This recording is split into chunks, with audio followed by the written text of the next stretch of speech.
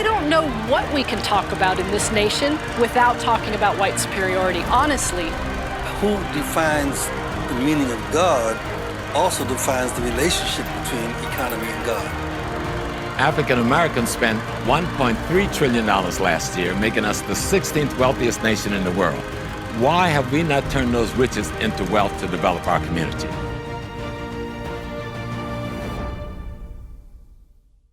You see some evidence that there's more likely to have, because of education, etc., more likely to have black women being advanced over black men.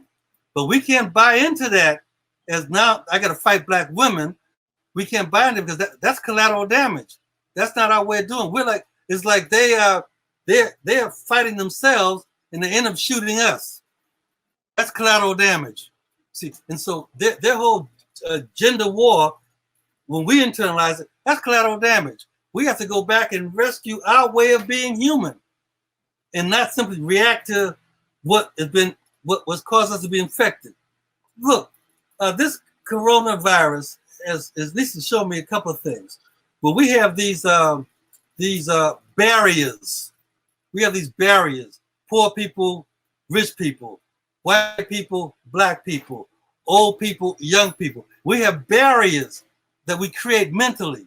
So there's a barrier between men and women. There's a barrier between old and young. There's a barrier between white and black. But the coronavirus said, I don't respect no barrier. Think about that. The coronavirus said, I'm going to get everybody whenever I want to. So now they're talking about everybody put on masks. Everybody put on gloves. Everybody do all this. Everybody shelter in place. But before the virus came around, there was this thing like, I'm wealthy, so my home is better than your home. I don't want to live down in the cut with the old poor black people because that's a barrier there. I only go down to the cut when I need to get my hair cut. Well, I only go down to the cut when I want to get some good food. Those are artificial barriers. And the coronavirus has said, I am not respecting no barrier because there really is no barriers between human beings. The barriers of race, class, gender, etc., were created by this crazy European narrative, created out of their reality of serfdom and out of their reality of privilege. You're privileged because you are the royal class, privileged because you are this and that. Those are created. Those are artificial creations. But we get bought into it, so it's like we get infected. We get mentally infected with their disease of confusion. And then we try to walk around trying to figure out how we can do this better than them. How we can be better at being confused than the creator of confusion. Wow. In a lot of ways, you opened the door to the next question, the segment of question. I actually wanted to get into COVID-19 or the coronavirus. And we understand that right now, from a health standpoint, it's attacking our community disproportionately larger than others.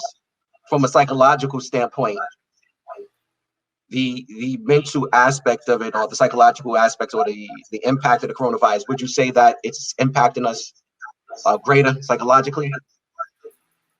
Again, everything is nothing is simple, everything complicated. When the coronavirus first hit the scene, black folks, and in some ways, including me, saying the coronavirus ain't going. Black folks gonna get coronavirus. There's something about the heat. There's something about the melanin. We could have protected. And some would say, well, thank God, at least there's something there's some badness that we ain't gonna get. But the fact of the matter, because of our psychological warfare that we've been engaged in, we're looking for an out. We're looking for a relief. We're looking for something that black folks can say we're in safe ground. Right? That's psychological warfare. So because the assault on our humanity was so ever present, everywhere the assault on our humanity was present, we were looking for an out, looking for maybe someplace, somewhere, we're gonna get a pass. We're gonna get a pass on this toxicity. But that was again part of psychological warfare, because the fact that we're now seeing that the coronavirus, at least in the United States, the coronavirus is affecting our communities more than anywhere else. And so again, we have to think about how do we get beyond this reacting to disease, reacting to toxicity in the way that our Western narrative has taught us, which is save yourself. Save yourself. Or get close to white folks because they get all the good medicine. They get all the good hospitals. They get all the good stuff. Let's try to get white folks to appreciate us, to allow us to come in. That's not the case. We got to think about how do we as African people look at our best and use our best to move to survive this virus and to move beyond the virus. That to me means we got to interrogate some old stuff, some old ways of being, some old ways of understanding. Thank you. And so the coronavirus is here, but to me, the question is not how do we survive the coronavirus. The question is how do we thrive after the coronavirus? Right. So with that said, one of the things when we think of being African is our humanity and our sense of community, and the psychological effects we know of the virus itself has people distancing themselves from other people and not wanting to be, in a sense, almost humane or touch other people. Like, I just want to talk about some of the long-term, how do we get past these long-term psychological effects that we're going to have after this thing is said and gone? Because it's going to be a time where it's going to be some time where people feel comfortable just engaging humans in normal human behavior or in an African-centered way. And we have to always remind ourselves of who we are and use who we are as the platform for coming out of the virus. You see, in some ways, the medicine, the prescription for surviving the virus, that's the medicine. Stay at home, lock yourself in, don't hug nobody, don't be around more than 3 people at the same time. All that's medicine, but that medicine is worse for us than the actual disease. We have to come out of this recognizing that it is good to be in each other's presence. It is good to hear the voice of Big Mama and Grandmama singing the gospel. It is good to see that vibratory energy that comes with us being in each other's presence as our medicine. So we have to remind ourselves, rescue our old ways, remind ourselves that how we act, having family dinners, having picnics where everybody gets together and people laugh at Uncle Charles who always gets drunk at the family dinners, but how Big Mama can call us to order with a look. Remind ourselves how those things that are our way, we have to continue to rescue those and use those as we come out of this virus. If we end up saying that the only way to be is to have my one room with my 2 kids in that room protected from other folk, and we live our lifestyle that way, we have been infected by a damaging disease.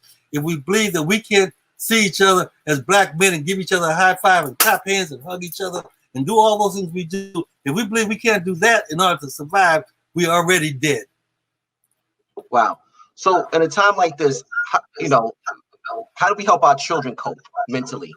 Because children have a different perspective on these things, and like, how do we protect ourselves mentally, and how do we also help our children cope?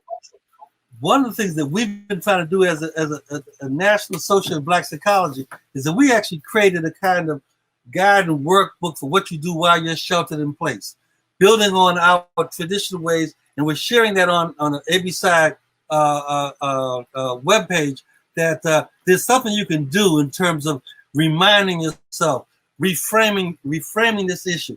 Look, we're engaging in a time where people are saying to shelter in place. That's the biggest message everywhere. Soap companies are advertising on television, shelter in place. Car dealers are advertising, shelter in place. That's a common message coming across the airways, but there is also something we have to do that comes from our way. And our way, rescue way, is a concept that comes out of the Bakongo. We are Bakongo people. We've been miseducated to believe that we are just up from slavery, but we are actually, Africans are actually predominantly Bakongo. And the Congo tradition says there's a term called Zola, Z-O-L-A, Zola. Zola means love, not the romantic love that we get confused with, or not the love where we're trying to get someone to give me some sex, but Zola is the construct that activates our internal self-healing potential, internally in terms of my own individual body, but internal in terms of my family, internal in terms of my community, internal in terms of our people. So this Zola notion of love activates our self-healing potential. So we as African psychologists, and that label is also something I have problems with, but we as African psychologists have come up with a workbook on how do we enhance our family dynamic during the coronavirus and after. Zola. It has 5 styles having to do with remembering who we are, reminding ourselves of what we can do as a divine people, reframing this issue not as a sheltering in place or a lockdown, but it's a moment for us to reflect deeply on how we're going to live in the world, and then revitalizing our family dynamics. We've laid out actually a workbook that we're sharing with our community that you can work through. You can sit with your family and talk about how, if we're binge, for example, if we are binging now because we're locked down, we're binging on television. Don't binge on all the daily reports about the disease and destruction of Zola of the coronavirus, but binge on some of those dramatizations that have shown our power. Like the most recent one, and people have challenges with it, but the most recent one around the Black Panther. Look at the Black Panther not as a fantasy, but look at the Black Panther movie as giving us keys to how we love each other, how we get conflicted with the confusion between diaspora and African people. Look at the movie Sankofa, and just binge on those movies. Look at the movie called Night John, where this brother who's free puts himself back into slavery to teach our people how to read. What do you learn from that? Binge on those kinds of things while we're in this time. So we use this opportunity to enhance it. We're calling it 5 stars.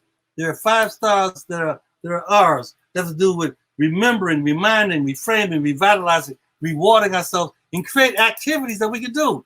Now, we can share that with you, share with your audience, that becomes a tool that we can use to make sure we come out of this thing better than we went into it. Come out of this thing better African being than we went into it. Because we right now, we got some problems in our community that have to do with the psychic damage that the Western grand narrative has imposed on us. But we can't come out of this moment of pandemic tragedy being the same way we are when we went into it. And so we're calling upon ourselves as Black psychologists to come up with ways in which we can share medicine to our community, share tools with our community that we can use. We can self-instruct ourselves on how to be the divine beings that we really are. Wow. So what is the name of the workbook? What is the name of the workbook again, and how do people get a copy of it? Yeah, the workbook is called While Sheltering in Place. While Sheltering in Place. And we're taking some of the best ideas of Africa and rescuing it. And then saying, how do you create practice? How do you create what you do in your house now? How do you create this notion of Zola as love? How do you as Black men show Zola to young Black men? How do you as Black women show Zola to the elderly that Western model said they're old and useless? How do we do these things in our place right now that we come out not just surviving the corona pandemic, but thriving in the world as what Fanon talked about as setting afoot a new being. Fanon said, set afoot a new man. But I'm saying, how do we set afoot a new being, a divine being that understands that we walk in the world as divine spirits, and that all our relationships, all our roles, all our responsibility have to be examples of our divinity. And when I say divinity, I don't want us to go back and jump into the church and say, oh Lord, Jesus Christ is going to help us. He's returning. And I ain't got nothing, have nothing against Islam or Christianity or Judaism. I'm saying that we are greater than all of those things. But we have to walk in the world as personages that reflect the divinity of being divine. And so this workbook is being posted on our ABCI's webpage. We are hosting a series of Zoom discussions. There's one coming up this Saturday where we're having Black psychologists talk about how do we deal with our young people. You know, young people have and it's part of being young. I'm invincible. That's a natural kind of feeling. I can do anything except Western science have imposed upon that. You black people can do anything that's bad real well. You can be the best criminals. You can be the best drug dealers. You can be the best addicts. But we got to flip that script and say we can be the best. But as a young person, your boldness has to be cautioned with your responsibility to advance our people. You can't be doing any old thing and cause our people to become weakened and sick. You have to take your energy, that wonderful, powerful time of being a teenager, where you think you can do everything, and use that to heal our community. Use that to protect Big Mama. Use your spirit to protect your community. Use your spirit to say, I'm cautious, but I'm not afraid. Don't be afraid, be cautious, but in your caution, understand you have a responsibility, young people, to advance our peoplehood. Okay, so they can get copies. You want to just talk about these Zoom meetings that you're going to have, so where you'll share the Wild Sheltering In workbook? Yeah, I can. We've done one already. I can signal one. I think it's already on Facebook, and you can share with your audience.